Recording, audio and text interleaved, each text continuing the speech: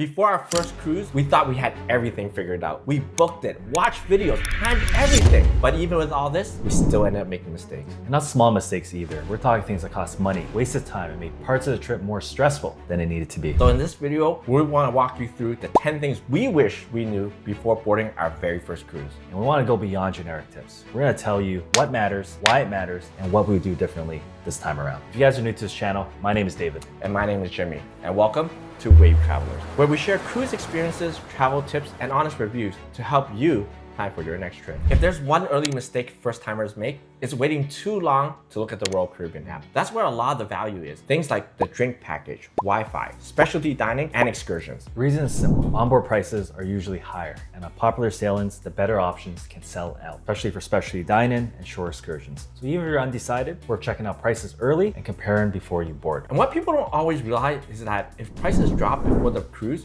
you can always cancel and rebook. So booking early doesn't mean you're locked into that first price. You can cancel up to 48 hours before the sailing. This is one of those things that can save you a lot of money before the trip even starts. But even if you book everything properly, there's one thing that can still completely mess up your plans if you ignore it. The cruise app is not optional. It's a control center for your trip. This is where you find your boarding pass, complete your safety check-in, check schedules, confirm reservations, view dining menus, and track what's happening each day. If you don't plan even a little bit, you'll miss things that you actually wanted to do. Viewing the dining menu is actually really useful. Once you sign in, you can preview what's being served in the main dining room and decide if you want to try specialty dining instead. Not all menus show up right away, so keep checking back. Each night has a different theme. Some nights are better than others. For example, Italian night is one of our favorites.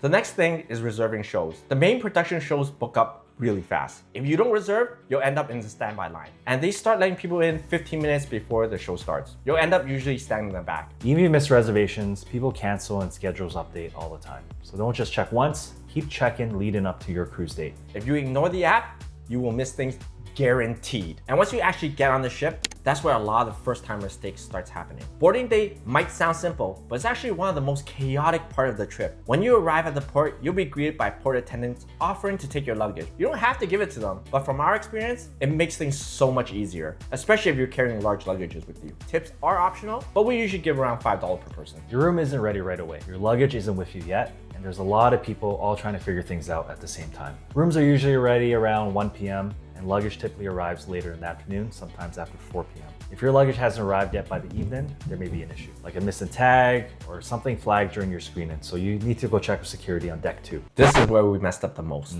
Picture this, guys.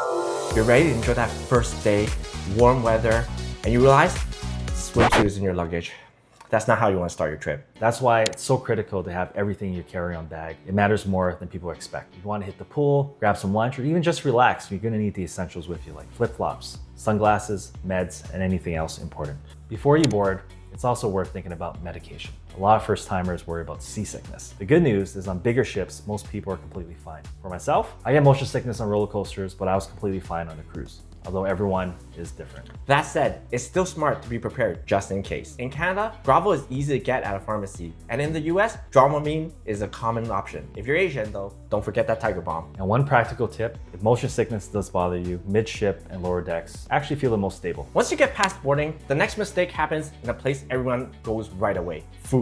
The first instinct is to go straight to the buffet like the Windjammer. And that makes sense. Feels like the obvious first stop. We did that too, and it was utter chaos. Long lines, no seats, overcrowded, and really loud. Meanwhile, there are other spots on the ship that's much more relaxed and still good quality. There's options like Sorrento's and Cafe Promenade on deck 5, Park Cafe on deck 8, El Loco Fresh on deck 15, and Doghouse on deck 6 on some of the newer ships. It's not about avoiding buffets completely. It's just about knowing what options are available for you. The app shows hours for everything, so check that before you go. This is one of the easiest fixes that you can make.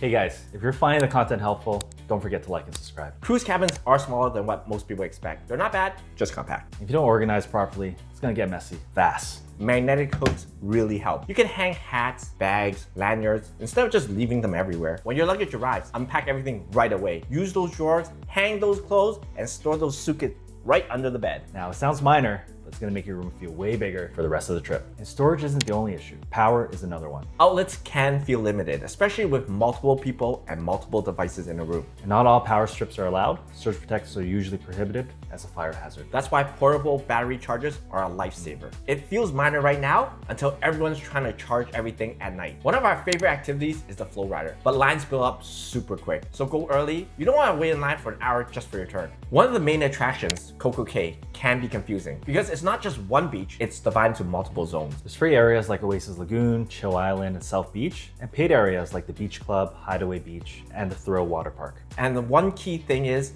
you don't need to pay to enjoy it. Paid areas are more about a different experience and being more private, not a necessity. The island is bigger than what most people expect, so planning where you want to go really helps. Take the tram if needed and try to get there really early, around 8 to 9 a.m. That will help you avoid the crowd. For the Thrill Water Park, early morning means no lines. Later in the day means long wait times, up to an hour. Most people overspend here without even realizing it. The drink package sounds great until you do the math. At full price, it's around $115 per day. That's about 14 beers, great cocktails, just to break even for the day. And most people overestimate how much they can drink. Now, discounts can be 30 to 50% off before the cruise, which changes this math completely. Also, everyone in the room has to get it. There's absolutely no sharing allowed.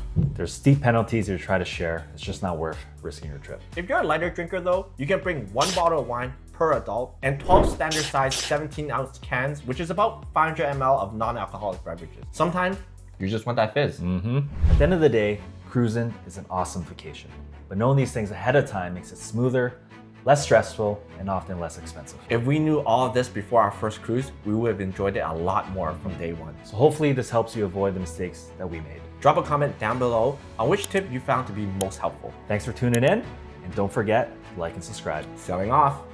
I gotta sneak in some You're the hype man. Hype man.